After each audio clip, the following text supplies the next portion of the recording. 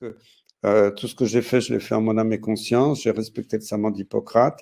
Moi, je me renseignais, contrairement à des médecins de plateau qui regardent pas les publications scientifiques. Je regardais les vraies publications scientifiques, pas celles frauduleuses qui ont été achetées par corruption dans des grands journaux médicaux, les vraies données.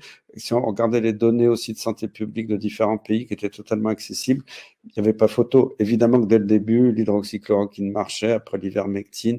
Évidemment, dès le début, on savait que les vaccins avaient été faits à la va-vite. Il y avait même une publication dans le British Medical Journal, c'était déjà en fin 2020, qui disait attention, les études publiées par les laboratoires pharmaceutiques, au moins un des laboratoires, prouvaient qu'il y avait eu il y avait des données qui avaient été trafiquées. Tout ça, c'était dans le domaine public, il n'y avait pas besoin de...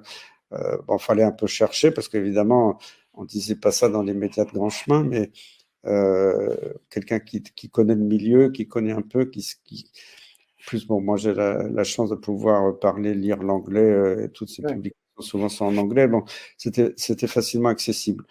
Donc dès le début, puis j'avais écrit, j'étais très fier déjà en fin 2020 d'avoir dit attention, ces produits, c'est pas des vaccins.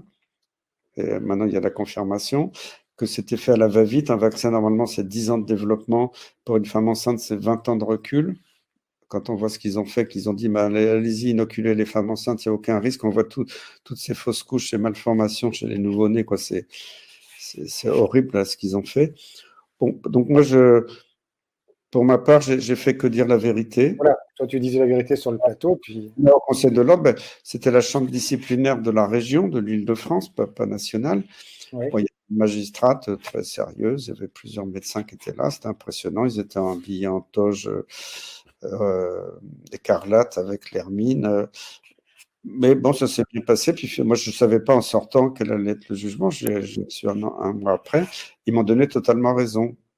Parce qu'ils ont regardé mon CV, ils ont dit, bah, vu l'expérience nationale, internationale de Perron, en plus à l'OMS, tout ça, c'était une des rares personnes en France à être capable de juger de la situation. Et il avait non seulement le droit d'exprimer un avis divergent des autorités, il en avait même l'obligation. C'est très Ouais. fort, hein, le verdict.